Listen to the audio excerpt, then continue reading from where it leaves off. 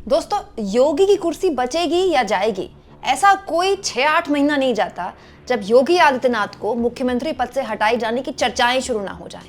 बिहार में जिस तरह से बीजेपी ने जीत दर्ज की और वो जीत सीधा सीधा मोदी की कम और अमित शाह की बड़ी बनकर आई, क्योंकि सब जानते हैं कि पटना में खूंटा गाड़कर अमित शाह बैठ गए थे।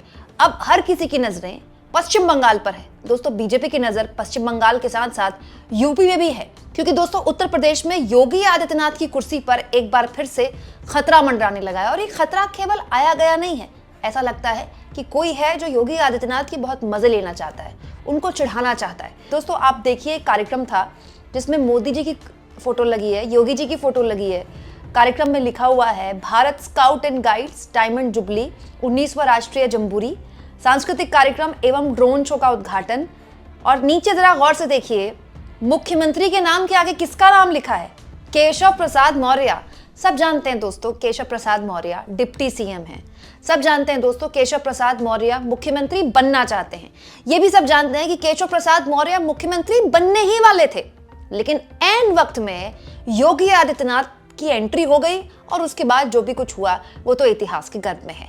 लेकिन इतिहास कई बार वर्तमान में आकर लोगों को परेशान करने लगता है, लोगों की नींद उड़ाने लगता है, जैसे कि इस फोटो ने उड़ा दी है। इस फोटो को देखकर तो अब लोग मौज लेने लगे हैं कि क्या बस ऐलान ही बाकी है, कह दिया गया है कि केशव प्रसाद मौर्य ही योगी की जगह लेंगे।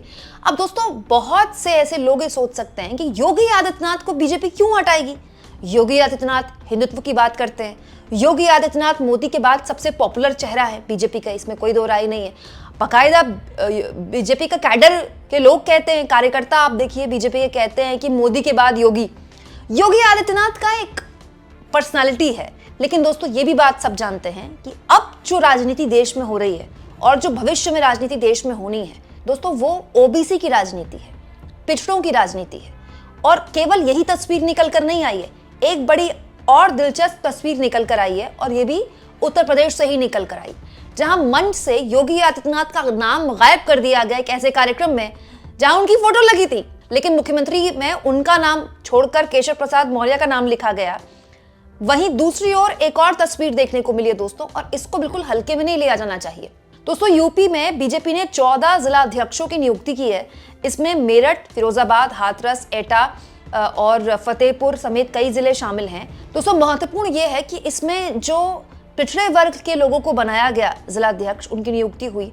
इनमें से 6 नेता जो है वो पिछड़े वर्ग से हैं, 7 सामान्य वर्ग से। हालांकि देखा जाए तो यहाँ भी बहुतायत जो पद मिले वो सामान्य वर्ग के खाते में गए, और बीजेपी सामान्य वर्ग को एक्नॉलेज भी करती है। सामान्य वर्ग जो है, या फिर ये कह ले कि जो सवर्ण, सो कॉल्ड सवर्ण वर्ग कहा जाता है, वो बीजेपी को वोट करता रहा है। लेकिन 6 नेता यहाँ पर दोस्तों ओबीसी समाज से आते हैं। और दोस्तों, योगी आदित्यनाथ की एक पॉलिटिक्स है, उनका एक स्टाइल ऑफ पॉलिटिक्स है।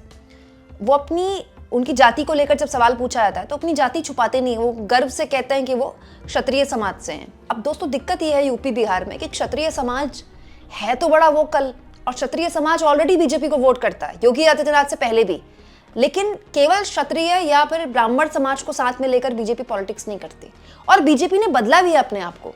अब बीजेपी ब्राह्मण बनिया की पार्टी है भी नहीं, यूपी में भी उसने करके दिखाया है, बिहार में भी उसने करके दिखाया है। आगे जो देश में राजनीति होनी है वो भी इसी के इर्द गिर्द होनी है। इसीलिए दोस्तों, केंद्र की मोदी सरकार को जातिगत जनगणना की मांग माननी पड़ी, क्योंकि ये प्रेशर था सरकार पर। अगर वो ऐसा नहीं करती तो उसके लिए और मुसीबत बन जाती।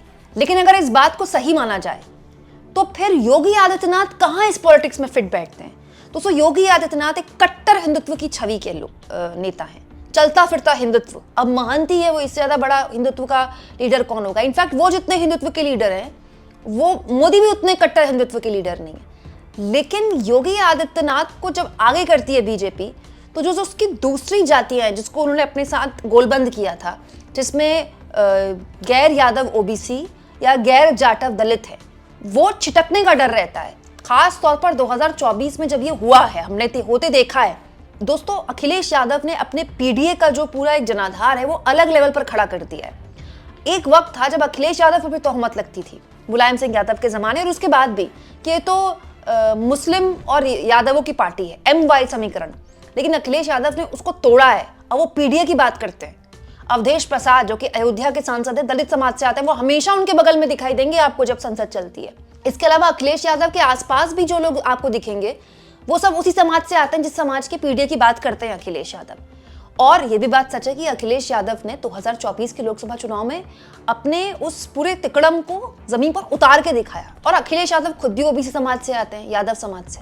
तो एक तरफ जहां अखिलेश यादव खड़े हैं जो खुद ओबीसी समाज से आते हैं, जो पीढ़ी की बात करते हैं, वो जब जातीय समीकरणों में योगी आदित्यनाथ के सामने खड़े होते हैं तो दोस्तों योगी पीछे हो जाते हैं, क्योंकि योगी के पास हिंदुत्व की छवि है। लेकिन दोस्तों हिंदुत्व के नाम पर तो बीजेपी को सवर्ण समाज का ही वोट मिलेगा, और वो वोट तो वैसे ही उसके पास है। एड ऑन क्या होगा? हालांकि उसने एड ऑन भी किया है, ऐसा नहीं है। इसीलिए अब चर्चा शुरू हो गई है दोस्तों कि जो केशव प्रसाद मौर्य हैं, जो डिप्टी सीएम है, उनकी ताजपोशी हो सकती है या तो सीएम के तौर पर, या फिर जो एक्चुअली में चर्चा है वो राष्ट्रीय अध्यक्ष के तौर पर है। देखिए, राष्ट्रीय अध्यक्ष के नाम पर अभी भी सस्पेंस बरकरार है, और केशव प्रसाद मौर्य को बीजेपी ने बड़ी जिम्मेदारियां दी हैं। जैसे बिहार के वो सह प्रभारी थे, और बिहार में बीजेपी ने जीत दर्ज की है, तो सह प्रभारी के तौर पर उनके पास भी तो थोड़ा क्रेडिट जाएगा। उसके बाद उनको पर्यवेक्षक भी बनाया गया जब सरकार बनाने की बारी आई। दूसरा, इसके अलावा दोस्तों योगी आदित्यनाथ और केशव प्रसाद मौर्य का किस तरह का 36 का आंकड़ा है ये भी सब जानते हैं, ठीक है।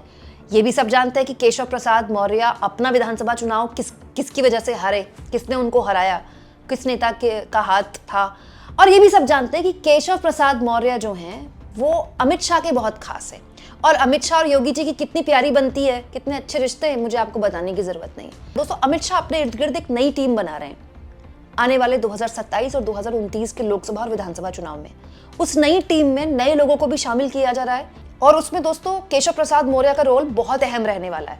अब आप 1% सोचिए, केशव प्रसाद मौर्य अगर यूपी के सीएम नहीं भी बनते हैं और राष्ट्रीय अध्यक्ष बन जाते हैं, तो भी पद के तौर पर उनका पद बड़ा होगा। भाई, संवैधानिक पद तो मुख्यमंत्री का बड़ा है, इसमें कोई दो राय नहीं है। लेकिन केशव प्रसाद मौर्य उस पार्टी के अध्यक्ष होंगे जिस पार्टी के मुख्यमंत्री हैं योगी आदित्यनाथ।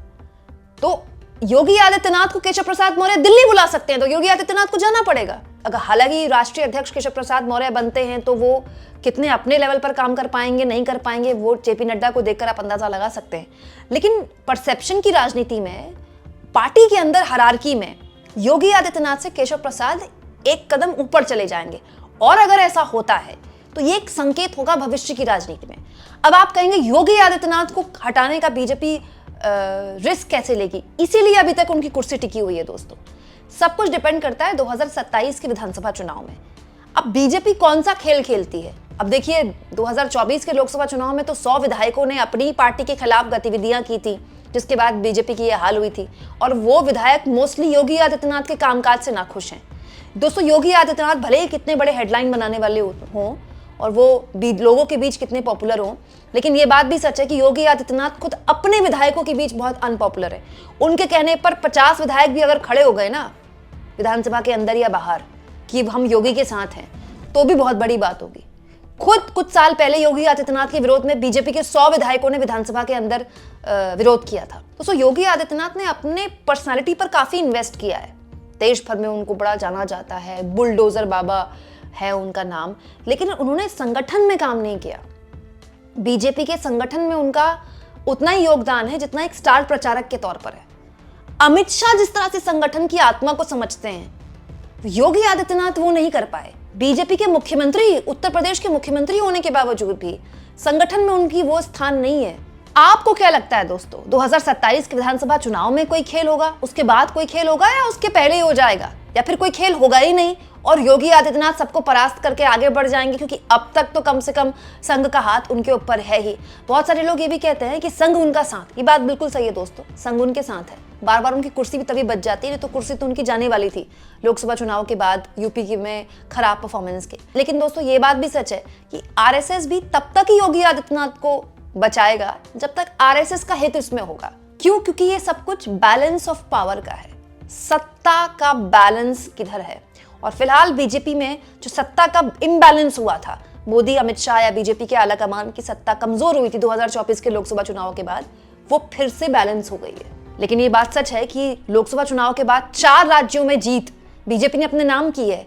हरियाणा, महाराष्ट्र, दिल्ली और बिहार, और चारों जगह बीजेपी ने शानदार परफॉर्म किया, और उसमें योगी का रोल नहीं है। आपको क्या लगता है दोस्तों? कमेंट बॉक्स में जरूर लिखें, और जितना हो सके चैनल को शेयर भी करें और सब्सक्राइब भी।